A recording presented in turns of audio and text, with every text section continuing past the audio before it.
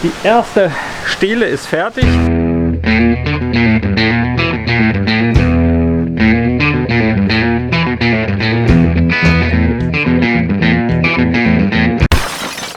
Hallo ihr Lieben und herzlich willkommen zurück hier bei uns an der Mühle.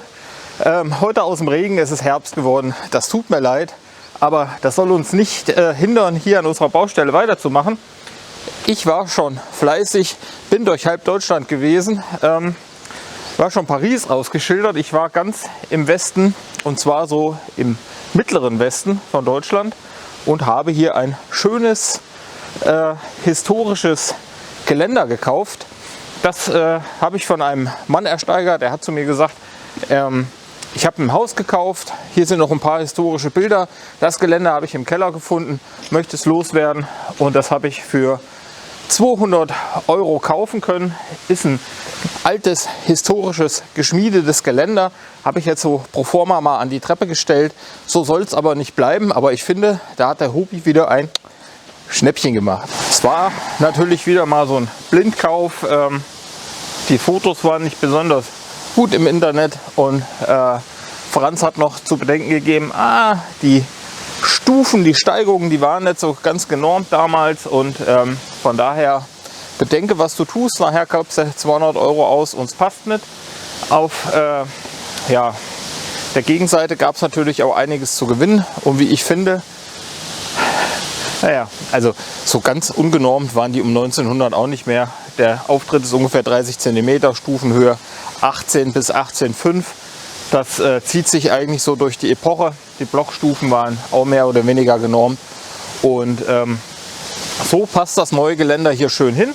Ich werde das dann hier abschneiden und hier abschneiden. Und vielleicht kann ich die inneren verbleibenden Elemente dann noch zur Füllung der Brüstung hier oben benutzen. Was ich jetzt noch vorhabe, ist nach einem historischen Vorbild ein Vordach darauf zu ständern. Da stelle ich mir so vor, dass hier auf die Platte zwei Stelen, zwei Säulen drauf kommen, auch mit so einem gründerzeitlichen Muster vorne reingefräst. Das soll so ein bisschen säulenartig sein und obendrauf dann so ein Vordach mit einem Satteldach, mit einem kleinen, rechts und links eine Dachrinne, offene Konstruktion. Das Geländer, das soll dann so ein bisschen in den Fokus gehoben werden und hier oben drauf kommt noch ein schöner hölzerner, vornehmlich am besten eichenhölzerner Handlauf. Das ist das Projekt, was wir jetzt vorhaben. Da nehme ich euch mit und wir beginnen damit, Eichenholz zu schneiden. So, da habe ich schon mal einen Eichenholzstamm auf das Sägewerk drauf gezaubert. Der soll es werden. Das hier, das wird unser Baumaterial für das Vordach. Jetzt wird es wahrscheinlich wieder einige geben, die sagen, Ubi, das kannst du doch nicht machen, Eichenholz muss doch abgelagert sein. Du kannst doch jetzt nicht einfach hier so einen Eichenholzstamm nehmen, dran rumsägen und da ein Vordach rauszubauen. Eichenholz muss doch pro Zentimeter Dicke ungefähr ein Jahr liegen, damit es trocknet.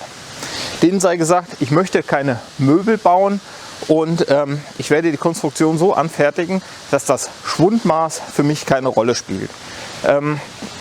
Das Eichenholz wird um ca. 1 cm Dicke schrumpfen im Trocknungsprozess, aber da ich das Vordach in keine Relation mit meinem Haus setze, beziehungsweise es quasi nur auf den Sockel aufgestellt wird und rechts und links die Spaltmaße keine Rolle spielen, kann ich mit 5 mm auf beiden Seiten, Schrumpfmaß ist ja insgesamt 1 cm, kann ich auf 5 mm leben.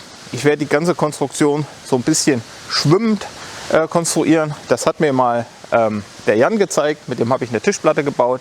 Da haben wir sogar aus restfeuchtem Eichenholz eine Tischplatte gebaut und die ist so aufgebaut worden, dass sie quasi schrumpfen konnte oder natürlich sich auch wieder ausdehnen konnte, ohne dass das die restliche Konstruktion vom Tisch stört. Und so werde ich das hier auch machen. Ich werde also nicht diesen strengen Verband wählen, wo man wirklich ganz exakte Spaltmaße braucht. Beim Möbel- oder Rahmenbau kann man natürlich mit solchem Holz nicht arbeiten. Selbst wenn ich jetzt als Zimmermann das in die Gefache einbauen würde, wo ich dann natürlich dann das Gefach ausmauere und wenn das Holz schrumpft, ich umlaufen, dann einen Spalt habe, kann ich es nicht gebrauchen. Aber ich denke, für meine Konstruktion, und da habe ich mir ein paar Gedanken drüber gemacht, wird das keine Rolle spielen. Ich habe mir einen Eichenholzstamm zurecht bzw. hingelegt. Der hatte hier hinten so eine kleine Banane dran. Den habe ich schon abgesägt. Das gibt Brennholz und die verbleibenden 3 Meter Stücke, die nehmen wir jetzt erstmal, um die Stelen zu sägen. Dann werden wir die Dachsparren raussägen, dann werden wir die restliche Holzkonstruktion raussägen.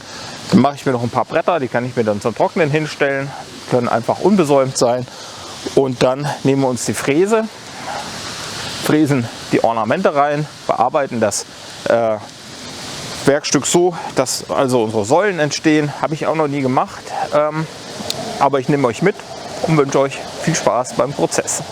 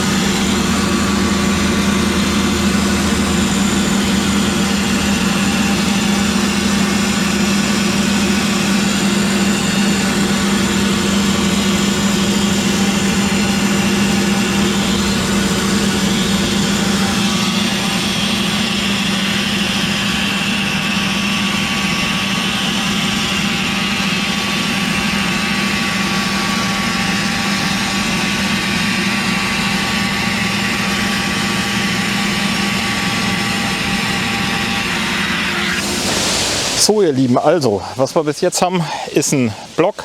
Da habe ich alles, was Splintholz ist, abgesägt. Dann haben wir hier nochmal einen ganzen Haufen Schwadenbretter, da ist jede Menge Splint dran. Das ist was für einen Ofen. Ja, dann hat es hier noch 1, 2, 3, 4, 5, 6, 7, 8 schöne Bretter bekommen. Die werde ich mir jetzt dann schön oben auf den Scheunenboden stellen. Da können die trocknen und die sind jetzt unbesäumt, aber die besäume ich mir noch. Was jetzt natürlich die Kernfrage ist, wie breit mache ich die Stelen und was kriege ich jetzt aus meinem Block so rausgeschnitten. Ich habe mir das jetzt mal so ein bisschen angeguckt und vor dem Stamm meditiert und ich denke mal, dass ich die oberen Stelen oder diese vorderen Stelen so 120 auf 120 mache. Damit bin ich dann hier bei 240 Gesamtmaß. Ich glaube, dass das so ein ganz gutes Maß für die Säulen ist. Und aus dem restlichen Block hier, da mache ich mir dann eben das Material für den Rahmen oben und auch das Material für die Dachsparren, wobei ich die Dachsparren eventuell auch aus Fichte machen kann. Aber ich sehe es jetzt erstmal als Eichenholz vor. Die mache ich dann wahrscheinlich so 80 auf 80, denke ich mal. Das ganze Ding soll ja auch nicht so wuchtig werden. Wenn das ein bisschen dünneres Holz ist, dann sieht das vielleicht auch ein bisschen filigraner aus. Soll ja nur so ein Vordach werden und kein richtiges massives Bauwerk. Ja. Schön ist natürlich, wenn es komplett aus Eiche ist. Ne? Jetzt nehmen wir mal den ersten Schnitt vor und machen jetzt den nächsten Schnitt 120. Dann ziehen wir oben ein dickes Brett mit 120 ab, drehen wir dann auf die Seite, machen es nochmal bei 120 einen Schnitt und dann haben wir hinten nochmal so ein kleines Brett übrig. Das wird dann so 40 auf 120 sein. Kann man auch mal was mitmachen. Das ist eine kleine Bohle, die dann noch übrig ist. Und kann man schön Fensterbekleidung mitbauen etc. Das kommt dann auch auf den Scheunenboden, kann oben trocknen. Und dann werden wir nach und nach den Stamm in schöne handliche Portionen zerlegen.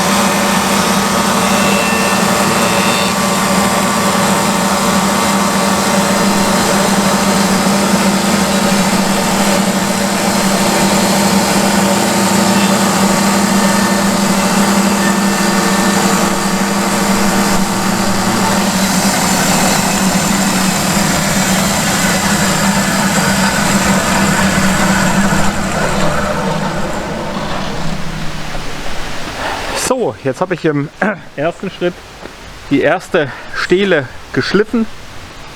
Die soll jetzt noch so ein gründerzeitliches Muster bekommen. Dafür werde ich jetzt mir die Säule erstmal mit dem Bleistift aufreißen. Das heißt, eine Säule hat ja immer einen unteren Sockelbereich, dann die eigentliche Stele und dann oben nochmal so einen Kronenbereich. Ich will die Verzierung jetzt nicht gar so aufwendig machen, aber so ein bisschen Mühe möchte ich mir dahingehend schon geben. Dafür werden hier die Kanten gebrochen. Das gibt eine schöne Optik. Hier kommen nochmal so zwei Schlitze reingefräst und hier oben vielleicht nochmal so ein rundes Ornament. Aber lasst euch überraschen.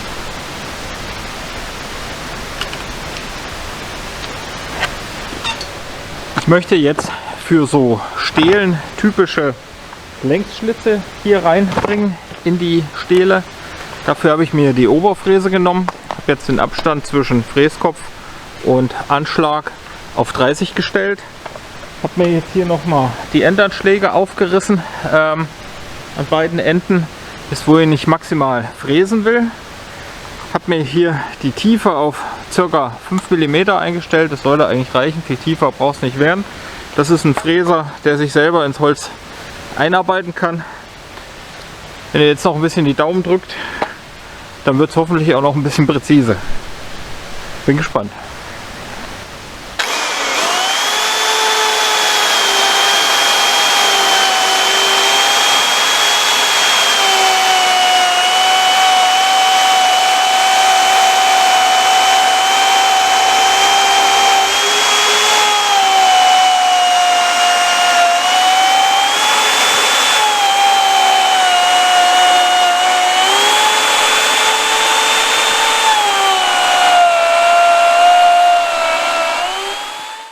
Jetzt, nachdem ich hier die schönen 2 Phasen auf beiden Seiten eingefräst habe, möchte ich natürlich den Charakter der Säule ein bisschen ausarbeiten.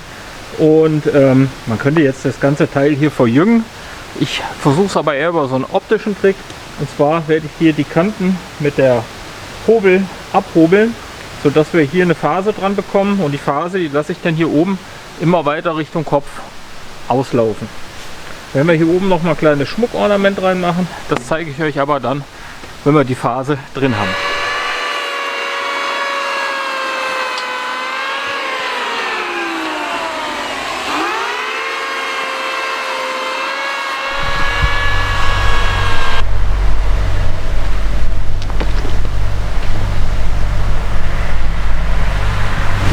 Um den Säulencharakter jetzt noch so ein bisschen zu pushen, nehme ich mir jetzt noch den Forstner, mache eine Applikation hier oben und da unten rein und ich glaube, dann ist die Schnitzerei schon perfekt.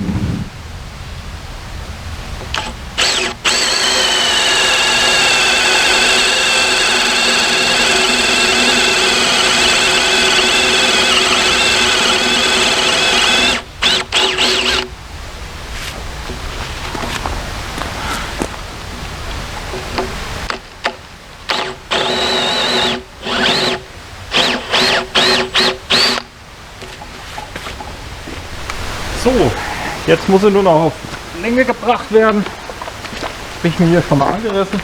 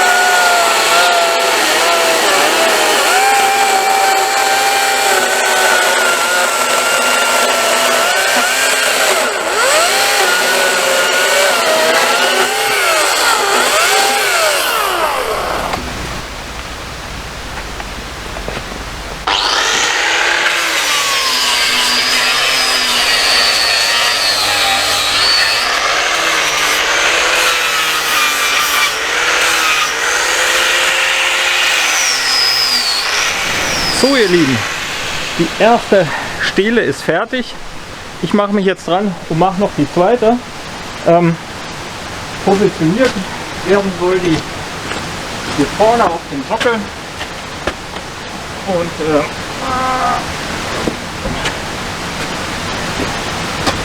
kommt hier vorne hin und soll dann hier vorne